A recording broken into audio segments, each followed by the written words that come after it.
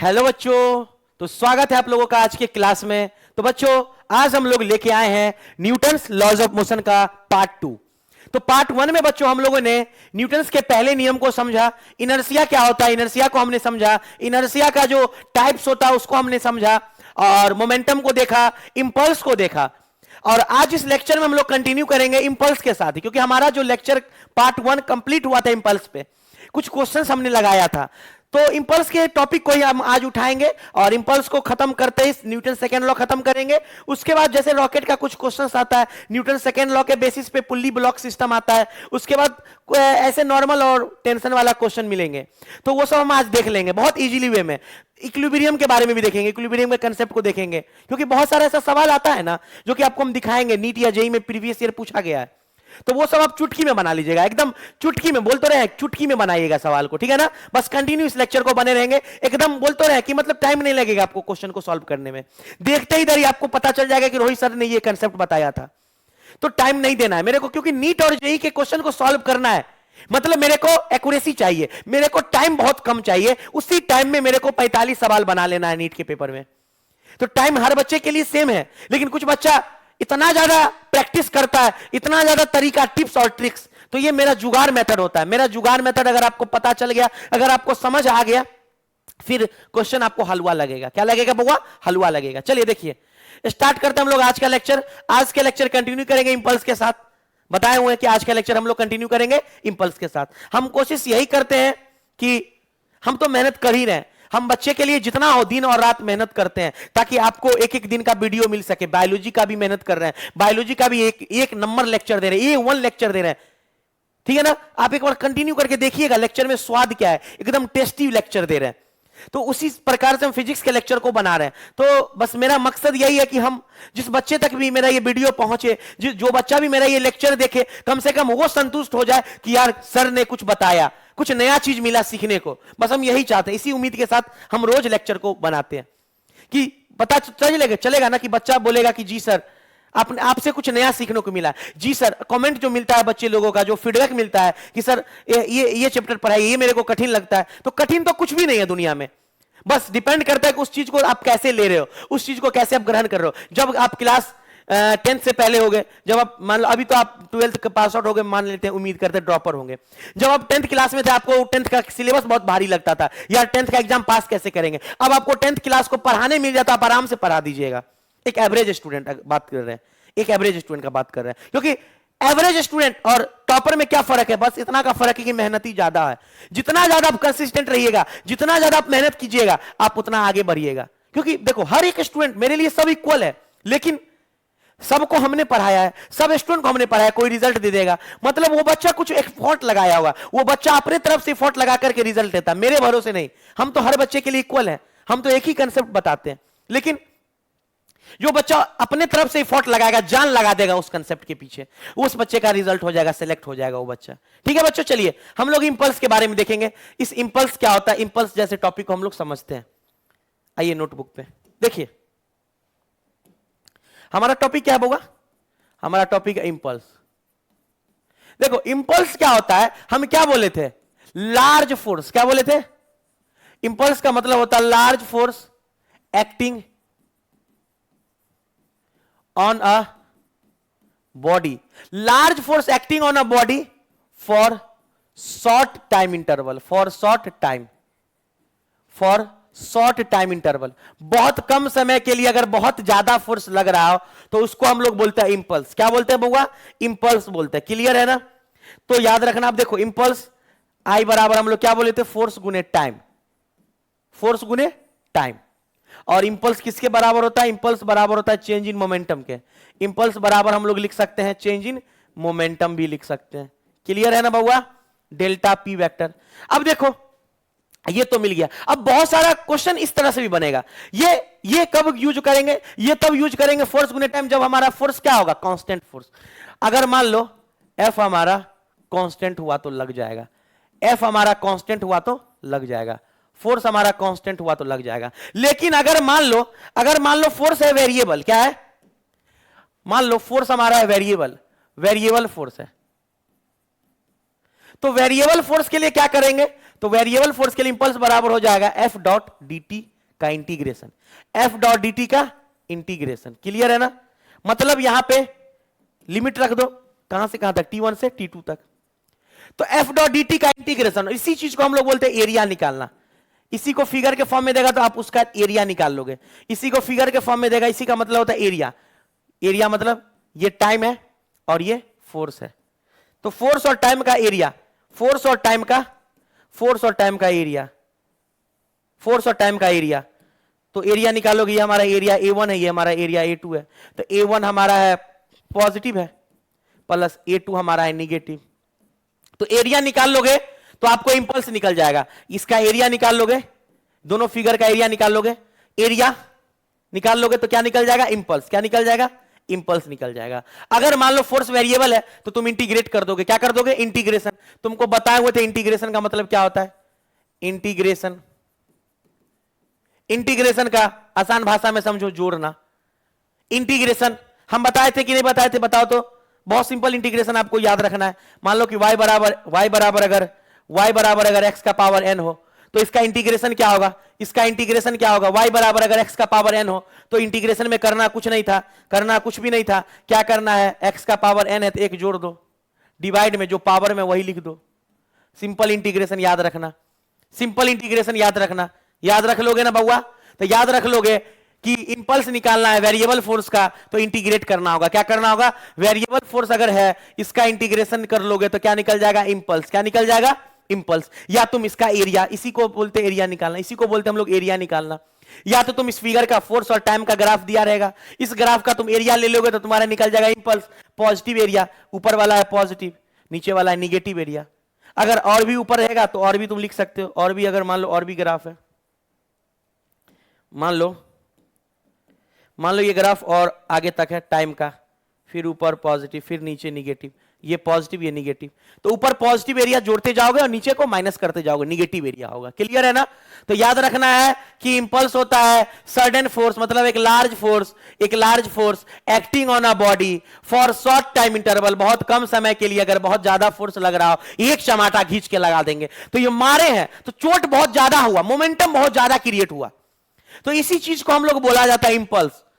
किसी को मारते देखते हो, कितना कम समय के लिए मेरा गाल, मतलब लापा, ऐसे मारो, टाइम लग रहा है, फोर्स कम जाएगा। टाइम लग रहा है मतलब फोर्स कम जाएगा, टाइम बहुत कम है, स्पीड सट से चाटा लगेगा, धीरे धीरे एकदम टाइम लगा रहे। तो टाइम जब ये ज्यादा लगेगा, फोर्स का वैल्यू घट जाएगा। क्लियर है ना? फोर्स का वैल्यू घटेगा, चोट कम लगेगा। क्लियर है ना? याद रखना है मेरे को, ये चीज याद रखना है, इंपल्स बराबर फोर्स गुने टाइम। चलिए, तो ये चीज हम समझ गए। जी सर, समझ में आ गया। देखिए एक सवाल आया है, इसी पे एक सवाल है। क्या कह रहा है? A ball of mass 1 kg is moving horizontally with speed 10 metre पर सेकेंड। कोई बॉल ऐसे फेंके हैं तो सीधा गया 10 मीटर पर सेकेंड से, तो सीधा गया 10 मीटर पर सेकेंड से। ठीक है सर। आफ्टर स्ट्राइकिंग, मतलब सामने मेरा वॉल है, स्ट्राइक किया वापस आया, फेंके स्ट्राइक किया वापस आया, वापस आने का स्पीड ये है। मतलब ये मान लो इनिशियल स्पीड है और ये मान लो फाइनल स्पीड है। टकराया वापस आया, टकराया वापस आया, चेंज इन मोमेंटम होता है ना, फाइनल माइनस इनिशियल। चलिए ठीक है सर। मास है इसका 1 किलो का। देखो इसका डायग्राम हम बनाते हैं, देखो बउआ, डायग्राम पे ना मैक्सिमम सवाल बन जाएगा आपका। मान लो ये वाल है, वर्टिकल वाल है, ये कोई मास कितना केजी का है बउआ? ये है 1 किलो का। चलो ये 1 किलो का बॉडी है, टकराया, कितने स्पीड से गया था? 10 मीटर से, वापस 5 से आया। कितने से गया था? 10 मीटर पर सेकेंड से, वापस आ गया। बॉल तो 1 केजी का है, लेकिन वापस आया 5 मीटर पर सेकेंड से। तो क्या रहा? इंपल्स निकालने। तो याद रखना, इंपल्स क्या होता है बउआ? इंपल्स क्या होता है? इंपल्स होता है sir delta P vector, change in momentum. तो चेंज इन मोमेंटम क्या होगा? यहां से गया तो इनिशियल मोमेंटम क्या हो जाएगा? इनिशियल मोमेंटम क्या हो जाएगा? Mass into velocity. तो 10 गुने 1 मतलब 10 केजी मीटर पर सेकेंड। और फाइनल मोमेंटम क्या हो जाएगा? फाइनल मास इंटू वेलोसिटी, मास है इंटू वेलोसिटी, 5 kg मीटर पर सेकेंड। क्लियर है ना? गया आया। तो चेंज इन मोमेंटम क्या होता है बउआ? अरे बोलो। तो इंपल्स बराबर चेंज इन मोमेंटम मतलब final momentum minus initial momentum. Final क्या है? इधर गया ना 5 kg, 5 kg मीटर पर सेकेंड, मतलब फाइनल है -5, है ना? इधर गया माइनस डायरेक्शन में, इधर गया ना, इधर गया, ये -5 हो जाएगा, और माइनस ऑलरेडी है, और इधर आ गया था प्लस, इधर वाला क्या हो जाएगा? प्लस हो जाएगा। तो 10 कितना हो जाएगा? -15 kg मीटर पर सेकेंड। क्लियर है? माइनस डायरेक्शन को शो करता है, ठीक है ना? तो यहां पे तुम अगर चेंज इन मोमेंटम वेक्टर का मॉड ले लोगे, मॉड ले लोगे, मॉड ले लोगे, और मॉड ले लोगे, तो इंपल्स बराबर कितना आ जाएगा? 15 kg मीटर पर सेकेंड। क्लियर है ना? इंपल्स बराबर क्या होगा? 15 kg मीटर पर सेकेंड। क्लियर है ना बाबू? याद रखना इंपल्स का वैल्यू आया। और क्या पूछ रहा है? पहला पूछ रहा है चेंज इन मोमेंटम, तो बात बराबर ही ना है। चेंज इन मोमेंटम इतना ही ना आएगा, दोनों तो सेम आएगा, दोनों का आंसर सेम होगा, 15 kg मीटर पर सेकेंड। लिख लो चेंज इन मोमेंटम कितना होगा? 15 kg मीटर पर सेकेंड। ये भी आएगा 15 kg मीटर पर सेकेंड, या इसको और लिख सकते और करके 15 Newton second, 15 Newton second, 15 Newton second, इसका यूनिट होता है इंपल्स का, न्यूटन सेकेंड। क्लियर है? याद रखना 15 न्यूटन सेकेंड। क्लियर है ना? ये या तो इसको लिखोगे 15 Newton second, 15 Newton second impulse का यूनिट होता है। समझ में आ रहा है ना? जी सर आ रहा है, बहुत बढ़िया से समझ में आ रहा है। चलिए नेक्स्ट क्वेश्चन की तरफ। नेक्स्ट क्वेश्चन क्या कह रहा है? A force F acting on, diagram दिखा, डायग्राम दिखा, क्या कह रहा है? क्या कह रहा है? Change in momentum. Sir change in momentum ही तो इंपल्स होता है, चेंज इन मोमेंटम ही तो इंपल्स होता है। इंपल्स के लिए फोर्स और टाइम का ग्राफ है। सर फोर्स का ग्राफ और टाइम का ग्राफ है, इसका एरिया निकाल लो, ये वाला एरिया ले लो, ये माइनस होगा, ये प्लस होगा, निकाल लो। तो ये हो जाएगा एरिया A1 बराबर क्या हो जाएगा? ट्राइंगल है तो हाफ गुना बेस, बेस 2 है, और हाइट कितना है? हाइट 6 है, 2 से 2 कटा, कितना आ गया? 6 मीटर स्क्वायर एरिया। अब इसका एरिया निकालो, A2 है, तो लेंथ इंटू ब्रेथ हो जाएगा। लेंथ कितना है? लेंथ 2 से 4 में 2 है। अब ब्रेथ कितना है? ब्रेथ है -3, कितना हो जाएगा? -6 मीटर स्क्वायर। क्लियर है? अब इसका एरिया निकाल लो, A3, लेंथ गुने ब्रेथ हो जाएगा। लेंथ कितना है? 4 से 8 में 4 है। ब्रेथ कितना है? ब्रेथ 3 है, 3 है, 4 तिया 12 मीटर स्क्वायर। तो क्या करोगे? A1 A2 को जोड़ो, 12 6, A1 प्लस A2 को जोड़ो, माइनस A3 है। तो A1 कितना है? 6 प्लस 12, नहीं 6 प्लस 12 और -6, तो -6 गया, कितना आ गया? 12। तो याद रखना 12 Newton second, 12 Newton second, Newton second में यूनिट होता है, ठीक है ना? नेक्स्ट क्वेश्चन क्या है? फोर्स F बराबर इतना, फोर्स F बराबर इतना है। क्लियर ना? तो एक बात बताओ, एक बात बताओ, ये जो फोर्स F बराबर इतना है, ये तुमको टाइम के रिस्पेक्ट में दिख रहा है फोर्स? मतलब यहां पे जो फोर्स है वो कैसा है? वेरिएबल फोर्स है। कैसा है बउआ? वेरिएबल फोर्स है। तो कह रहा है देन इंपल्स क्या होगा? तो तुमको पता है इंपल्स बराबर फोर्स वेरिएबल होगा, तो F डॉट dt होता है फोर्स का इंटीग्रेशन टाइम के रिस्पेक्ट में। कर दो, तो फोर्स का इंटीग्रेशन कर दो, कितना है? डायरेक्ट करो। देखो हम क्या बताएं, पावर में एक जोड़ो, पावर को लिख दो। तो एक बात बताओ, ये कांस्टेंट है, कांस्टेंट का इंटीग्रेशन 0 नहीं होता, डिफरेंशिएशन। अगर कांस्टेंट रहे, कांस्टेंट मतलब 1 2 3 4 5 कोई भी न्यूमेरिकल वैल्यू रहे, तो कांस्टेंट रहे इस टर्म में, तो इसका डिफरेंशिएशन क्या होता है? बच्चा लोग उसको 0 कर देता है कभी कभी। कांस्टेंट का डिफरेंशिएशन क्या होता है? 0। कांस्टेंट का डिफरेंशिएशन क्या होता है बउआ? 0 होता है, लेकिन इंटीग्रेशन नहीं होगा 0, याद रखना। चलिए चलो इसको हम इरेज करते हैं, समझ में आ गया होगा।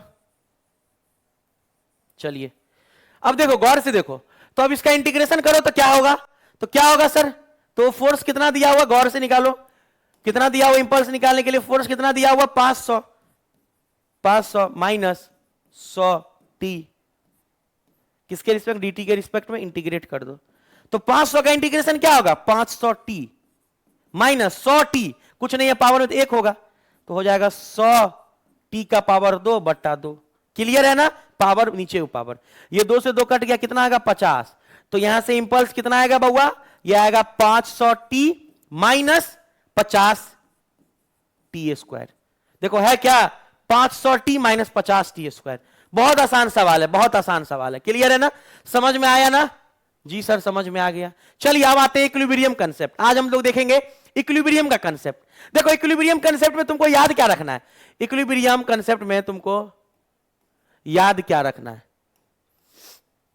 मान लो पहले तो समझो इक्विलिब्रियम क्या होता है। इक्विलिब्रियम का क्या होता है, नेट फोर्स क्या होगा, जीरो। नेट फोर्स इन या तो एक्स डायरेक्शन या तो, अभी तो हम देखेंगे एक्स या वाई, तो नेट फोर्स इन एक्स या वाई डायरेक्शन क्या होगा, नेट फोर्स इन एक्स और वाई डायरेक्शन, एक्स या वाई डायरेक्शन इज जीरो। क्या करना होगा, जीरो। मतलब नेट फोर्स को क्या करना होगा, जीरो। तो देखो मान लो कि फोर्स इन एक्स डायरेक्शन भी जीरो होगा। नेट फोर्स हमेशा नेट, सिर्फ फोर्स नहीं, फोर्स तो होगा लेकिन नेट फोर्स क्या होगा, जीरो। फोर्स होगा लेकिन नेट फोर्स होगा जीरो। अब कैसे जीरो होगा, ऐसे जीरो होगा कि कोई भी चीज ऊपर लग रहा है फोर्स F1 और नीचे लग रहा है F2। तो अगर हम लोग F1 बराबर कर दें F2 को, तो अगर ऊपर और नीचे का फोर्स बराबर होगा तभी तो नेट फोर्स जीरो होगा। ऊपर 10 नीचे भी 10 तब तो जीरो होगा। हमको इधर से कोई खींच रहा है 10 से, इधर से कोई खींच रहा है 10 से, हम यहीं का यहीं रहेंगे, हिलेंगे नहीं। तो नेट फोर्स क्या होगा, जीरो। तो नेट फोर्स जीरो मतलब ऊपर वाला फोर्स नीचे के बराबर, दाया वाला फोर्स बाया वाले के बराबर। क्लियर ना कंसेप्ट। या ऐसे भी हो सकता है, ऐसे भी हो सकता है, ऐसे भी हो सकता है। देख लो कोई एम मास का बॉडी है, ऊपर लग रहा है फोर्स F1, नीचे लग रहा है फोर्स F2। तो F1 बराबर अगर F2 हो जाए, F1 बराबर F2 हो जाए तो यहां पे नेट फोर्स क्या हो जाएगा, नेट फोर्स हो जाएगा जीरो। या मान लो एम मास का बॉडी है, एक फोर्स इधर लग रहा है F1 और इधर लग रहा है F2। तो यहां भी F1 बराबर अगर F2 हो जाए तो इस केस में भी नेट फोर्स क्या हो जाएगा, नेट फोर्स हो जाएगा जीरो। ये नेट फोर्स जीरो किस में हो गया, वाई डायरेक्शन में, सॉरी एक्स डायरेक्शन में। ये नेट फोर्स जीरो किस में हुआ, एक्स डायरेक्शन में। ये नेट फोर्स जीरो किस में हुआ, ये नेट फोर्स जीरो किस में हुआ, ये हुआ सर एक्स डायरेक्शन में, नहीं सॉरी वाई में। किस में हुआ, वाई डायरेक्शन में। क्लियर है ना। तो नेट फोर्स जीरो करना मतलब ऊपर वाला फोर्स नीचे के बराबर या दाया वाला फोर्स बाया वाले के बराबर। क्लियर है ना। तो नेट फोर्स हमारा क्या हो जाएगा, जीरो। चलिए सर इक्विलिब्रियम का करते हैं। अब एक बात बताओ, मान लो एम मास का बॉडी है, इस पे मान लो कोई फोर्स लगा इधर और कोई फोर्स F लगा इधर, कोई फोर्स F लगा इधर। दोनों का जो बीच का एंगल है वो है 120 डिग्री। कितना है, 120 डिग्री। तो गौर से देखना, ध्यान से देखना, ध्यान से देखना। और नीचे मान लेते हैं F फोर्स लगा, तो ध्यान से देखना, F डैश लगा, कुछ भी लगा, तो दोनों के बीच का, तो इसका जो रिजल्टेंट होगा ये भी हो जाएगा F। क्या हो जाएगा, तो F डैश किसके बराबर हो जाएगा, F के बराबर। इसका अगर मान लो कोई फोर्स F लगा और दूसरा F लगा, दोनों फोर्स के बीच का एंगल 120 डिग्री, मतलब एगो के बीच का होगा 60 डिग्री और दूसरा भी क्या होगा 60 डिग्री। तो दोनों का एंगल अगर 60-60 डिग्री है या टोटल दोनों के बीच का एंगल 120 डिग्री है, तो इसका रिजल्टेंट निकालोगे तो F ही आएगा। कैसे आएगा देख लो। अब देखो कैसे आएगा सर, ये F कैसे आएगा, देखो एक बात होता है, इसका कंपोनेंट करोगे किधर होगा, एक ऊपर जाएगा, जाएगा जी सर जाएगा। तो अब इसका भी कंपोनेंट करोगे, इसका भी एक कंपोनेंट इधर होगा और एक ऊपर जाएगा। तो इधर थीटा वाला तो F cos 60 डिग्री प्लस इसका भी F cos 60 degree, F cos 60 degree.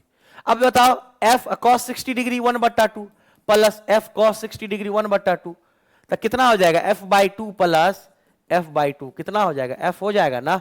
Simple बात याद रखो, अगर दो फोर्स समान है, इक्वल है, दोनों के बीच का एंगल 120 बन रहा है या 60 क्यों ना बने, 90 डिग्री से 60 बन रहा है, तो ये जो रिजल्टेंट होगा F के बराबर, और y डायरेक्शन के फोर्स को बराबर कर दो तब तो इक्विलिब्रियम होगा। इधर वाला फोर्स F sin थीटा, इधर F sin थीटा के बराबर होगा, ये तो बराबर ही है। अब ऊपर वाला नीचे वाले के बराबर होगा, जी F डैश का वैल्यू पूछेगा तो ऊपर वाला जो वैल्यू होगा वही लिख दो। तो ये हमारा केस फैला रहा कि अगर दोनों के बीच का एंगल 120 डिग्री रहे, कितना रहे, 120 डिग्री रहे। अब मान लो दूसरा केस, कोई मास M है, मान लो ये लग रहा है F और ये भी लग रहा है एफ। अब इस दोनों के बीच का एंगल क्या है, इस दोनों के बीच का एंगल क्या है, ये जो दोनों बना है ये मान लो 90 डिग्री है, एंगल क्या है 90 डिग्री। मतलब एगो के बीच का एंगल कितना होगा, क्योंकि दो तो नहीं देगा, तो एगो के बीच का एंगल कितना होगा, ये हो जाएगा 45 डिग्री और ये भी कितना हो जाएगा 45 डिग्री, तब तो दोनों जोड़ के 90 डिग्री। तो इसका रिजल्टेंट होगा f√2। कितना होगा f√2। सॉल्व कीजिएगा पता चल जाएगा, सॉल्व कीजिएगा तो पता चल। तो नीचे वाला जो फोर्स होगा f डैश, इसका वैल्यू हो जाएगा f√2 के बराबर। कितना हो जाएगा f√2। अब तीसरा जो हमारा क्वेश्चन आएगा, तीसरा जो एंगल को डायरेक्ट आप लिख सकते हैं, अब एंगल को डायरेक्ट आप लिख सकते हैं। तीसरा इस तरह का क्वेश्चन रहेगा, मान लो m मास का कोई बॉडी है, ये फोर्स लग रहा है f, ये भी लग रहा है f। अब दोनों के बीच का एंगल क्या बोलेगा 60 डिग्री। क्या बोलेगा, दोनों के बीच का एंगल क्या बोलेगा 60 डिग्री। मतलब एगो के बीच का कितना होगा 90 डिग्री ड्रॉ करो, एगो हो जाएगा 30 डिग्री और दूसरा भी हो जाएगा 30 डिग्री, या 30-30 डिग्री रहे।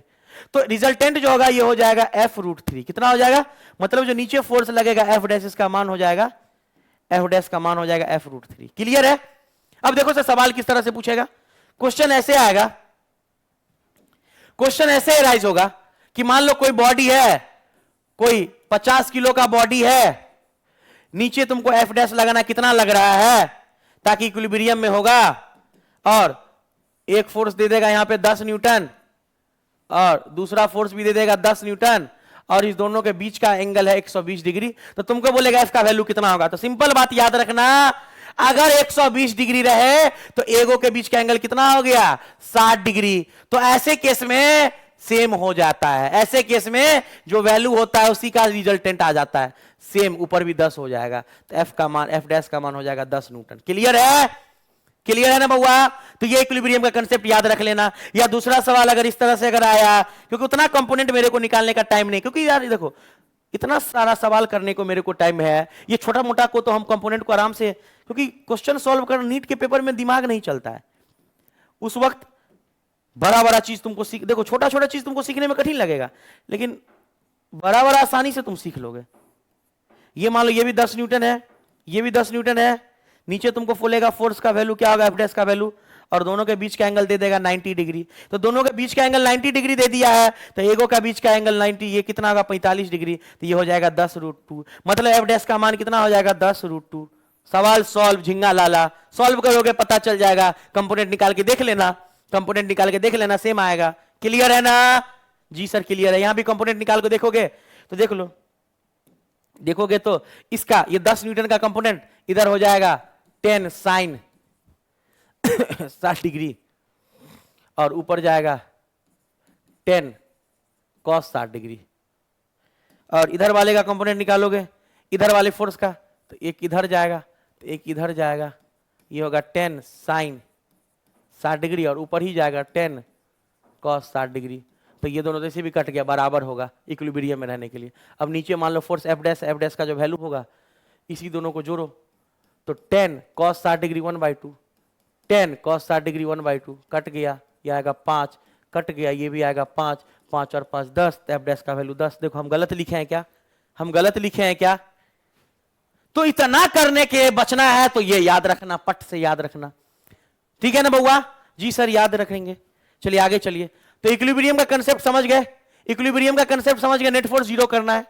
चलिए आगे बढ़िए। देखिए क्वेश्चन, देखिए क्वेश्चन क्या है, the resultant force of 5 Newton and 10 Newton can not be. मतलब 5 न्यूटन और 10 न्यूटन का रिजल्टेंट क्या होगा, तो 5 और 10 का मैक्सिमम वैल्यू क्या होगा। मान लो 5 न्यूटन है, गौर करो, ये क्या है बउआ, ये 5 न्यूटन है और ये 10 न्यूटन है, तो मैक्सिमम फोर्स कितना हो जाएगा, मतलब रिजल्टेंट जो मैक्सिमम होगा, ये 5 न्यूटन ये 10 न्यूटन। तो रिजल्टेंट वेक्टर जो है मैक्सिमम कब होगा, जब F1 vector plus F2 vector कर देंगे, तो कितना होगा, ये दोनों 5 + 10 15 न्यूटन मैक्सिमम आएगा। और आर मिनिमम कितना होगा, तो F1 vector minus F2 vector, तो F1 जो बड़ा है 10 - 5 कितना आएगा 5 न्यूटन। मतलब 10 और 5 के 15 के बीच में, मतलब सॉरी 15, मतलब 5 और 15 के बीच में, 5 और 15 के बीच में 12 आता है, ये नहीं होगा, 8 आता है, ये भी नहीं होगा, 5 तो आता ही है, तो 4 न्यूटन नहीं आता, तो तुम निकाल सकते हो ऐसे मैक्सिमम वैल्यू। क्लियर है ना। तो कह रहा है रिजल्टेंट ऑफ फोर्स, रिजल्टेंट जो है फोर्स दिया हुआ मैक्सिमम क्या होगा, प्लस करो, मिनिमम क्या होगा माइनस करो। माइनस और प्लस करोगे तो तुमको पता चल जाएगा 5 और 10 के बीच में, तो 5 हो सकता है, 6 हो सकता है, 7 हो सकता है, 8 हो सकता है, 15 भी हो सकता है, लेकिन 15 से बड़ा नहीं होगा और 5 से छोटा नहीं होगा। क्लियर है ना? जी सर, बहुत आसान सवाल है। चलिए आगे अगला सवाल क्या है question. The sum of magnitudes of two force acting at a point is 16 newton. अच्छा, and their resultant is 8√3 newton is at 90 degree with the force of smaller magnitude. ठीक है, चलो देखो इस क्वेश्चन को समझो। क्वेश्चन क्या कह रहा है बउआ कि एक फोर्स मान लेते F1 है, हम कंडीशन यहां ले लेते हैं, कंडीशन ले लेते हैं, कंडीशन हम ले लेते हैं, कंडीशन क्या लेते हैं ना, कंडीशन बाबू ये लेते हैं ना कि F1 जो होगा स्मॉलर फोर्स होगा F2 से, F2 बड़ा होगा, तो स्मॉलर फोर्स पे रिजल्टेंट परपेंडिकुलर है, तो एक फोर्स ये है और स्मॉलर फोर्स पे परपेंडिकुलर है हमारा रिजल्टेंट R वेक्टर रिजल्टेंट। तो रिजल्टेंट कब होगा, रिजल्टेंट कब होगा बउआ, जब F1 इधर है और F2 कहीं इधर लगे, F2 कहीं इधर लगे, F2 क्लियर है ना, F1 F2, तो ये रिजल्टेंट कहीं 90 डिग्री पे आएगा, रिजल्टेंट जो स्मॉलर फोर्स से 90 डिग्री पे, यही सवाल कह रहा है। तो एक काम करो, इसको उठा करके यहां सेट कर दो, रिजल्ट मतलब वेक्टर को हम लोग शिफ्ट कर सकते हैं, वेक्टर शिफ्टिंग पढ़े हो ना, वेक्टर को शिफ्ट कर सकते हैं। अच्छा सर, शिफ्ट करके हम लोग यहां पे ले आए, शिफ्ट कर दिए, तो तुमको शिफ्ट कर दिए यहां पे आ गया। ठीक है सर, ये F2 आ गया, F2 वेक्टर। तो क्या पूछ रहा है, कह रहा है स्मॉलर और लार्जर फोर्स का वैल्यू बताने। ठीक है सर, बता देंगे। मतलब क्या कह रहा है कि F1 प्लस F2 बराबर है 16 न्यूटन। कितना है, 16 न्यूटन। चलो एक बात बताओ, पाइथागोरस का यूज कर सकते हो, ये हमारा H का काम करेगा, ये हमारा B का काम करेगा और ये हमारा परपेंडिकुलर। तो पाइथागोरस का काम करेगा, तो पाइथागोरस क्या होता है, H² बराबर PA² प्लस BA²। तो ये हो जाएगा F2 का स्क्वायर बराबर P क्या है, परपेंडिकुलर 8√3 का स्क्वायर प्लस ये हमारा F1 का स्क्वायर। चलो अब एक बात बताओ, हम लोग 8√3 को इधर F1 को इधर ले आते हैं, तो F2 का स्क्वायर माइनस F1 का स्क्वायर बराबर 8√3 का स्क्वायर, यही ना होगा। जी सर। अब एक चीज तुमको पता है, A² माइनस B² का फॉर्मूला होता है A plus B into A minus B। जी सर पता है, पढ़े हुए मैथ में 10th क्लास में, इससे पहले भी पढ़ लिए होगे। अब गौर करो, तो इसको हम लोग लिख सकते हैं F2 plus F1 into F2 minus F1, ये लिख सकते हैं, बराबर 88 64 गुने 3 होगा ना, 8 का स्क्वायर और √3 का 3 आ जाएगा। जी सर क्लियर है। तो यहां से हम लोग लिख सकते हैं F2 प्लस F1, मतलब F1 प्लस F2 कितना, 16, तो इसको लिखोगे 16 गुने F2 माइनस F1 लिखोगे, बराबर है ना, तो 64 गुने 3 4 तिया 12, 6 3 18 19। तो यहां से तुम लिख सकते हो, क्या लिख सकते हो सर, कि F2 माइनस F1 बराबर 192 डिवाइडेड बाई 16 लिख सकते हो, 192 डिवाइडेड बाई 16। अब डिवाइड करो तो सबसे छोटे से काटो, 2 8 जा 16, 2 9 जा 18, 2 6 12, 2 4 जा 8, 2 4 जा 8, 2 8 जा 16, ये हो जाएगा 12। कितना आ जाएगा, 12 कट के कितना आ जाएगा, 4 1 4 और 4 दूनी 8, 12। तो F2 माइनस F1 कितना आया, देयरफॉर F2 माइनस F1 आया 12 न्यूटन। क्लियर है। ये इक्वेशन 2 मान लो, इसको इक्वेशन 1 मान लो, दोनों को इक्वेट कर दो, दोनों को इक्वेट कर दो, तो क्या करोगे, F1 प्लस F2 आया है हमारा 16 और F2 माइनस F1 आया है 12 न्यूटन। अब दोनों को जोड़ दो, दोनों को क्या करो, जोड़ दो, तो F1 से F1 कट गया, तो ये आ जाएगा 2F2 बराबर कितना हो जाएगा, 6 2 8 और 1 1 2 28। तो यहां से देयरफॉर F2 बराबर 28/2 कितना हो जाएगा, 14 न्यूटन। तो F2 14 आया, टोटल 16 था, तो यहां से F1 आ जाएगा 2 न्यूटन। तो 2 और 14 देखो, 2 और 14 है, 2 और 14, तो जी सर है 2 और 14। क्लियर है? तो ऐसे करके तुम बना सकते हो, बहुत आसान क्वेश्चन, ऐसे करके तुम सॉल्व कर सकते हो। क्लियर है ना बउआ? जी सर क्लियर है। चलिए नेक्स्ट क्वेश्चन पे हम लोग आते हैं। नेक्स्ट सवाल क्या है? The resultant of two force 3p और 2p, इसका आर है resultant. If the first force is double then the resultant is also double, the angle between the two force is. चलो देखो, ठीक है। चलो देखो, एक बात बता, तुमको दो वेक्टर का रिजल्टेंट का फॉर्मूला पता है? मान लो एक वेक्टर ये है, क्लियर है? क्लियर है ना? ये मान लो F1 वेक्टर है, ये F2 वेक्टर है, और मान लो ये रिजल्टेंट हमारा है, हेड से हेड और टेल से टेल, ये हमारा रिजल्टेंट। रिजल्टेंट क्या होता है?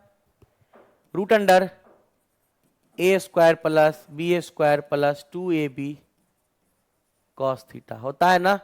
ये हमारा रिजल्टेंट वेक्टर है, इसका मॉड ले लोगे तो ये आ जाएगा। तो ये रिजल्टेंट का फॉर्मूला है। जी सर हमको याद आ गया, तो रख दो। एक बार क्या कहता है? एक बार कहता है कि F1 है 3p और मान लो F2 को 2p, स्टार्टिंग में यही कहता है। तो इसका रिजल्टेंट क्या आ जाएगा? R बराबर रूट अंडर 3p का होल स्क्वायर प्लस 2p का होल स्क्वायर प्लस 2ab, तो 2 into 3p into 2p cos theta. Clear है? तो यहां से इसका रिजल्टेंट आर ही है, तो आर बराबर क्या हो जाएगा? रूट इधर दे दो तो आर स्क्वायर हो जाएगा, ये हो जाएगा 9p स्क्वायर प्लस ये हो जाएगा 4p स्क्वायर प्लस ये हो जाएगा 2p है, तो 3 दूना 6, 6 दूनी 12, 12p square cos theta. Clear है? जी सर यहां से सॉल्व करो, 9p और 4p 13 हो जाएगा। तो तुम यहां से लिख सकते हो आर स्क्वायर बराबर 9 4 13, 13p square plus 12p square cos theta. ये आ गया हमारा एक इक्वेशन। अब दूसरा देखो, अब सेकेंड बार में क्या कह रहा है? सेकेंड बार में कह रहा है पहला फोर्स इसको डबल कर देते हैं, इसको बना देते हैं 6p। क्या बना देते हैं? इसको बना देते हैं 6p। तो रिजल्टेंट हमारा हो जाता है r से 2r। अब ये केस देखो, जब ये 6p होगा तो रिजल्टेंट हो जाएगा, बाकी ये तो फिक्स रहेगा, ये फिक्स रहेगा। तो इस फिर से रिजल्टेंट आर स्क्वायर बराबर कर सकते हैं a square plus b square plus 2ab cos theta. तो रिजल्टेंट कितना कर दिया? 2r, तो ये हो जाएगा 2r का होल स्क्वायर बराबर a स्क्वायर कितना हो गया? ये 6p का स्क्वायर, ये हो जाएगा, ये तो वही 2p का स्क्वायर होल स्क्वायर प्लस 2 गुने 6p गुने 2p कॉस थीटा। अब गौर से सुनो, ये हो जाएगा 4r स्क्वायर बराबर 36p square plus 4p square plus 6 दूनी 12, 12 दूना 24, 24p स्क्वायर कॉस थीटा। यहां से आ जाएगा 4r स्क्वायर बराबर 36 और 4 40p square plus 24p square cos theta. Clear है? तो इस 4 से डिवाइड कर दो तो ये आ जाएगा आर स्क्वायर बराबर, ये हो जाएगा 10p स्क्वायर, होगा ना? डिवाइड करोगे तो 10p स्क्वायर प्लस 4 6 24। अब देखो यहां पे देखो LHS सेम है, तो हम लोग पढ़े हैं LHS बराबर RHS लगा दो, LHS बराबर RHS लगा दो, मतलब ये सेम है तो मतलब RHS सेम होगा। तो RHS में क्या है? 13p square plus 12p square, 13p square plus 12p square cos theta बराबर उसका RHS कितना है? 10p square plus 6p square, 10p square plus 6p square cos theta. अब 10 को इधर ले आओ, तो 10 को इधर ले आओगे तो ये हो जाएगा 3p स्क्वायर, माइनस हो जाएगा। क्लियर है? बराबर लिखो। अब 12 उधर जाएगा तो बचेगा minus 6p square cos theta. p से p कट गया तो कॉस थीटा बराबर हो जाएगा, देयरफॉर ये 6 भागा आ जाएगा तो माइनस 3/6, 3 2 जा 6 माइनस 1/2। तो कॉस थीटा माइनस 1/2 मतलब थीटा 120 डिग्री पे होता है, थीटा 120 डिग्री पे होता है। देखो ऑप्शन है क्या 120 डिग्री? देख लो 120 डिग्री है क्या? जी बिल्कुल होगा। क्लियर है ना? तो बहुत ही आसान क्वेश्चन सब है, डिपेंड करता है कि आप किस तरह से उसको अप्रोच कर रहे हैं, डिपेंड करता है कि आप किस तरह से उसको अप्रोच कर रहे हैं। क्लियर है ना बउआ? तो देख लो, हमने कुछ भी नहीं किया, हमने सिंपल ये फिगर को बनाया। रिजल्टेंट का फॉर्मूला आपको पता होना चाहिए वेक्टर के केस में, जब आप वेक्टर पढ़ते हैं क्लास चैप्टर में, क्लास 11th में, उस टाइम में ये वेक्टर का फॉर्मूला दिया जाता है, तो आप लोग सॉल्व कर सकते हैं। क्लियर है ना? चलिए हम लोग आगे बढ़ते हैं। नेक्स्ट क्वेश्चन देखो, नेक्स्ट क्वेश्चन क्या है? The resultant of two force, one double the other in the magnitude perpendicular to smaller force. Same question, similar question जो हम पहले बताए, सिमिलर क्वेश्चन है। तो the resultant of two force one double the other, मतलब क्या? One double the other का मतलब क्या है? वन डबल द अदर मतलब क्या है? ये एक एफ होगा तो दूसरा 2f होगा, एक एफ होगा तो दूसरा क्या होगा? 2f होगा। क्लियर है ना? मतलब अगर मान लो हम लोग f1 बराबर f मानते हैं, तो f1 बराबर f मानते हैं, तो दूसरा क्या हो जाएगा? दूसरा हो जाएगा f2 बराबर 2f स्मॉलर। और उसके बाद जो रिजल्टेंट है वो परपेंडिकुलर स्मॉलर फोर्स पे, मतलब ऐसा होगा, मान लो कि एक वेक्टर ये बनाए हैं और इस पे परपेंडिकुलर है रिजल्टेंट, इस पे क्या है? इस पे रिजल्टेंट क्या है? इस पे रिजल्टेंट इस तरह से परपेंडिकुलर है रिजल्टेंट वेक्टर, तो ये हमारा f है, तो इसका कहीं ना कहीं f2 इधर होगा, f2 वेक्टर, f1 वेक्टर बराबर f, f2 वेक्टर बराबर 2f, 2f कहीं इधर होगा, तब तो ये रिजल्टेंट स्मॉलर वेक्टर पे 90 डिग्री है। तो अब हम लोग वही केस करेंगे जो हम करते आए हैं। अब जो हम करते आए इसको उठा करके हम रिजॉल्व करके इधर ले आएंगे, तो ये हो गया मेरा 2f, ये हो गया f रिजल्टेंट। तो यहां से तुम निकाल सकते हो एंगल। कैसे निकालोगे? एक बात होता है, ये एंगल थीटा बना, ये दो वेक्टर के बीच का एंगल नहीं है, दो वेक्टर के बीच का एंगल ये पूरा होता है, प्रॉपर होता है। ये आपको दो, ये थीटा निकालोगे ना, देखो चलो हम इधर आते हैं, गौर करना, गौर ये करना, चलो हम कॉपी पे आते, गौर ये करना, अभी जो हम बताए हैं, अभी जो हम बनाए हैं ना बउआ, ये हमारा f है और ये मान लो मेरा रिजल्टेंट था,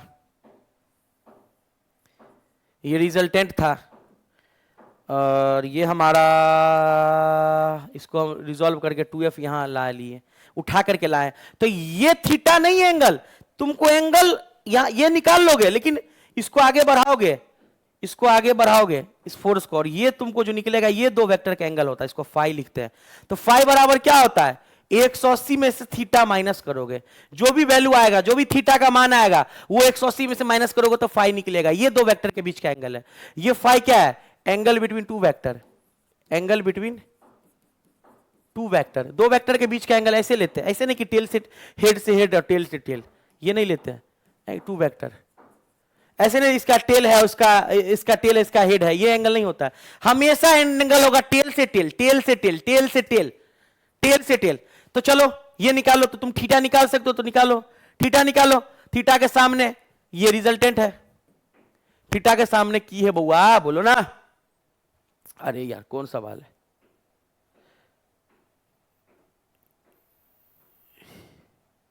यही है, चलो देखो यही है ना, हाँ, थीटा के सामने रिजल्टेंट है, तो यहां से थीटा के सामने तो हमको कौन कौन सा फोर्स दिया है? 2f और f, रिजल्टेंट का कोई चर्चा नहीं किया है, तो यहां से तुम बेस भी दिया, इसको मान लो बेस, इसको मान लो हाइपोटेनियस, तो यहां से cos थीटा बराबर लिख सकते हो b/h। बेस कितना है? f, और हाइपोटेनियस 2f, f से f कट गया ना, तो यहां से तुम cos थीटा बराबर क्या लिखोगे?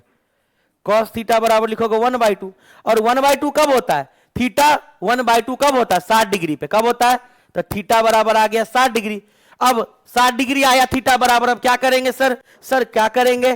थीटा बराबर सर 60 डिग्री ले आए, अब थीटा बराबर 60 ले आए, तो 180 में से -60 कर दो तो आएगा 120 डिग्री।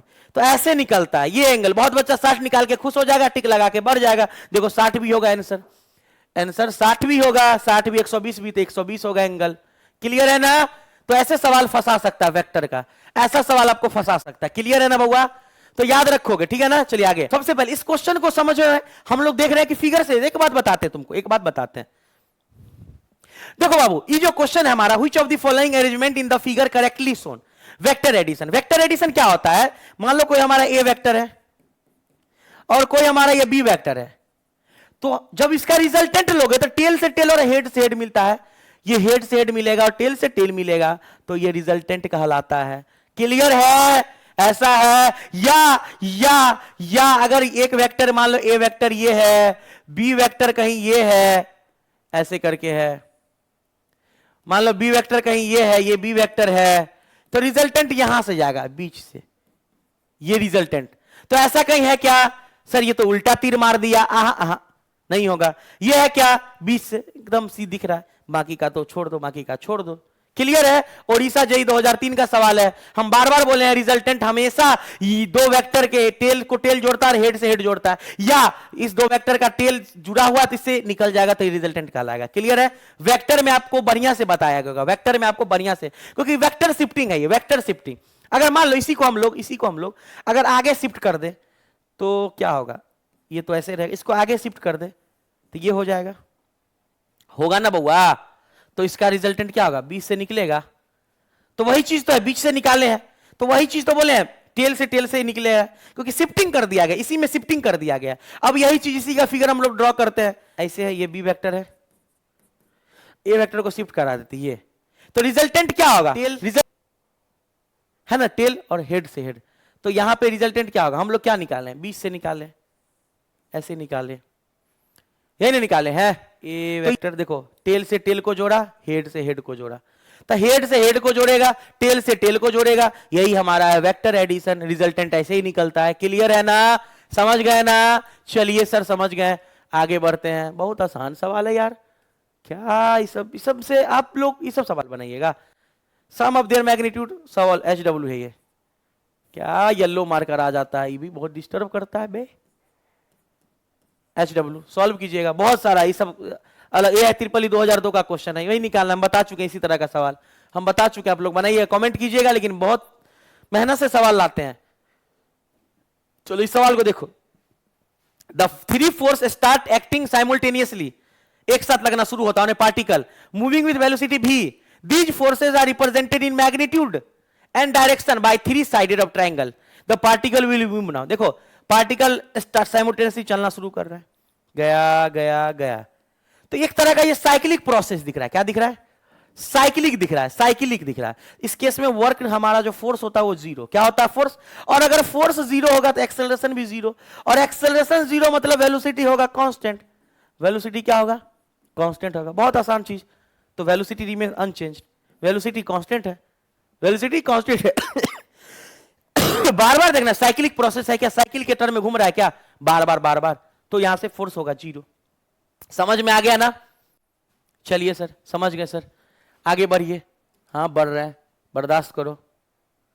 ये क्वेश्चन बताओ, which of the following is the correct order of force? कौन सा करेक्ट ऑर्डर है?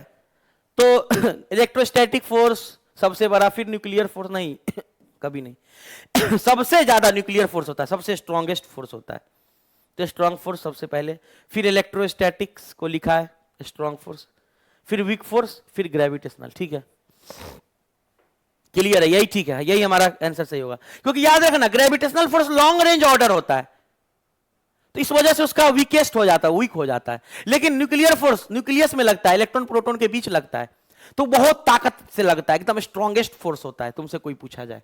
ठीक है ना? चलिए समझ गए। और इलेक्ट्रोस्टैटिक फोर्स दो चार्ज के बीच लगता है कूलम्ब्स के अकॉर्डिंग। जब आप लोग इलेक्ट्रोस्टैटिक चैप्टर पढ़े होंगे तो कूलम्ब्स लॉ पढ़े होंगे, F is directly proportional to Q1 Q2, दो चार्ज के डायरेक्टली प्रोपोर्शनल होता है। जी सर आपने समझा दिया। अब आइए लैमिस थ्योरम को समझते हैं। वाओ, ये क्या होता है सर? लैमिस थ्योरम क्या होता है? बहुत मजेदार थ्योरम है, बहुत आसान कर देता है सवाल को, क्वेश्चन को आसान कर देता है। लैमिस थ्योरम क्या कहता है? ये याद रखना, लैमिस थ्योरम जो होता है applicable for three forces only. सिर्फ तीन फोर्सेस के लिए एप्लीकेबल होगा, जिसमें क्या out of these three forces, इसमें से one is given. Out of these three forces one is given. One is given मतलब वैल्यू, मतलब वैल्यू ऑफ एक फोर्स का वैल्यू जो होगा वो गिवन होगा। क्या होगा बउआ? गिवन होगा। क्लियर है? तो याद रखोगे ना? जी सर याद रहेगा, याद रख लेना। चलिए हम समझते लैमिस थ्योरम को। क्लियरली देखो लेमिस थ्योरम क्या होता है, मान लो एक फोर्स, दो फोर्स और तीन फोर्स, मान लो ये F1 है, ये F2 है और ये F3 है। क्लियर है? अब देखो, अब मान लो ये अल्फा हो रहा है, ये बीटा हो रहा है और ये गामा हो रहा है। तो लेमिस थ्योरम क्या कहता है? लेमिस थ्योरम क्या कहता है कि F1 जो फोर्स है डिवाइडेड बाय जो F1 जो एंगल नहीं बना रहा है उसके साथ साइन वैल्यू को रखना है। तो F1 गामा भी बना रहा है, बीटा भी बना रहा है, अल्फा नहीं बना रहा है, मतलब साइन वैल्यू के साथ रखना है, उसके बराबर कर देना। फिर F2, फिर साइन वैल्यू के साथ रखना है जो एंगल नहीं बना रहा है F2, F2 अल्फा भी बना रहा है, गामा भी बना रहा है, मतलब बीटा, बराबर F3 जो बना नहीं रहा, जो एंगल F3 बीटा भी बना रहा है, अल्फा भी बना रहा है, मतलब गामा, तो साइन गामा। यही हमारा है लेमिस थ्योरम, यही हमारा है लेमिस थ्योरम। अरे वाह, मजा आ गया सर। अब मान लो इसमें से F1 गिवन हो, अगर मान लो F1 गिवन है तो यहां से दो केस आएगा। अब इक्वेट कर सकते हो जो फोर्स दिया है उसके साथ, तो F1 बाय साइन अल्फा बराबर F1 बाय साइन अल्फा बराबर F2 by sine beta. Equate कर सकते हो जो दिया हुआ, जो वैल्यू दिया उसके, जो इसका भी दिया रहेगा तो इसको इसके साथ इक्वेट करोगे, इसको इसके साथ, इसका दिया इसको इसके साथ और इसको इसके साथ, पहले इसको इसके साथ करोगे फिर इसको इसके साथ इक्वेट करोगे। क्लियर है ना? इक्वेट कर लोगे तो बी में क्या हो जाएगा? F1 बाय साइन अल्फा बराबर F3 बाय साइन गामा, और अल्फा बीटा गामा का वैल्यू गिवन रहेगा क्वेश्चन में। क्लियर है ना? दिख रहा है ना? याद रख लोगे ना?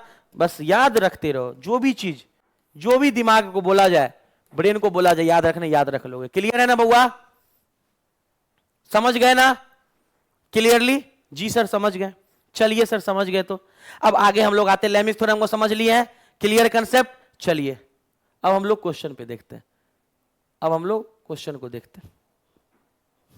चलिए ये क्वेश्चन क्या है? क्वेश्चन देखो, केरला पीएमटी 2002 का सवाल है, बहुत मजेदार सवाल, देखने से ही लग रहा है।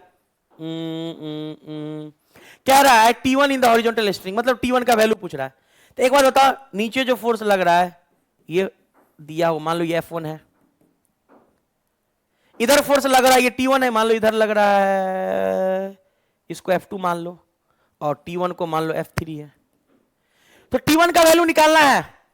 तो एक बात बताओ, ये सब हटाओ, एंगल पहले देख लो, ये थीटा एंगल 90 डिग्री है, ये कितना होगा? तो एक बात बताओ, ये निकालने के लिए ये कितना होगा? तो पहले ये एंगल कितना होगा? ये 30 है तो ये भी 30 होगा, और ये 30 है तो, और ये 90 है, और 30 90 120 होता है, तो टोटल 120 डिग्री हो गया। जी सर मिटा दें, इसको छाप लेना ऐसे करके, इसको मिटा देते हैं, लिख देते हैं 120 डिग्री। क्या लिख देते हैं बउआ? अरे बोलो 120 डिग्री। ये कितना होगा सर? अच्छा ऐसा बात, तो ये हो जाता है 90। इसको आगे बढ़ा दो तो ये 30 है, ये 90 है, तो 90 प्लस 30, 90 प्लस 30 होता है तुमको 120, और 180 ट्रायंगल होता है, 120 घटा दो तो ये हो जाएगा 60 डिग्री, मतलब ये हो जाएगा 60 डिग्री। 90 और 60 कितना होगा? 150। 90 और 60 कितना होगा? 150। इसको मिटाओ और यहाँ पे 150 लिख लो, कितना होगा ये हो जाएगा 150 डिग्री। क्लियर है? तो ऐसे करके सवाल को बनाना है, ऐसे करके सवाल को बनाना है, ये 120 डिग्री और 90 डिग्री। चलो अब T1 को निकालना है, तो जो फोर्स दिया है कौन सा दिया है? 2 kg वाला, तो 2 kg अपॉन साइन, जो एंगल ये नहीं बना रहा है ये भी बना 150, साइन 150 बराबर T1 निकालना है। T1 को कंप्लीट करो, जरूरी नहीं हमको इस तरह का कुछ। T1 कितना एंगल बना रहा है? 120 नहीं बना रहा है, वही ना? हाँ, बाई साइन 120 डिग्री। तब 2 बट्टा साइन 150 को क्या लिखोगे? अरे बोलो, साइन 150 को क्या लिखोगे? साइन लिखोगे 90 प्लस 60, यही ना लिखोगे, बराबर T1, और इधर लिखोगे साइन 90 प्लस 30। जी सर ठीक है, तो हो जाएगा 2 बट्टे साइन 90 प्लस 60। तो एक बात बताओ, साइन 90 प्लस 60 कितना होगा? तो ये हो जाएगा सर कॉस 60, प्लस में होगा, और बट्टे T1 साइन 90 प्लस 30 हो जाएगा कॉस 30। अरे वाह, बहुत शानदार जवाब दे रहे हो। अब यहां से तुम निकाल लो T1, तो T1 को एक जगह रखो, इसको इधर ले आओ, तो ये हो जाएगा 2 cos 30 डिवाइडेड बाय cos 60। तो 2 cos 30 √3/2 डिवाइडेड बाय cos 60 1/2। ये 2 से 2 गया, जी सर गया, गया ना, तो क्या बचा, √3/1/2 बचा ना। तो अब इसको कैसे लिखोगे, √3/1/2, इसको क्या लिखोगे, 2√3 आया है क्या, 2√3। तो ऐसे करके तुम सवाल को सॉल्व कर सकते हो। क्लियर है ना, ये वाला फोर्स ये एंगल बना, ये एंगल लेंगे, ये वाला फोर्स ये एंगल ये लेंगे। क्लियर है ना, जी सर 2√3 हमारा आंसर जाएगा। समझ गए बात को, जी सर समझ गए। चलिए अगला सवाल हम लोग देखते हैं, नेक्स्ट क्वेश्चन, ये भी लेमिस थ्योरम के बेसिस पे है। देखो वेट फोर्स लग रहा है, तो ये 30 न्यूटन दे चुका है, पूछ क्या रहा है, the weight force tension in the string, कह रहा है द वेट W, मतलब ये W वेट निकालने बोल रहा है, वेट फोर्स कितना होगा। चलो तो इसको इक्वेट कर लो, ये 90 डिग्री होगा, ये कितना होगा सर, तो ये 30 है, ये 90 है, तो ये 120 होगा।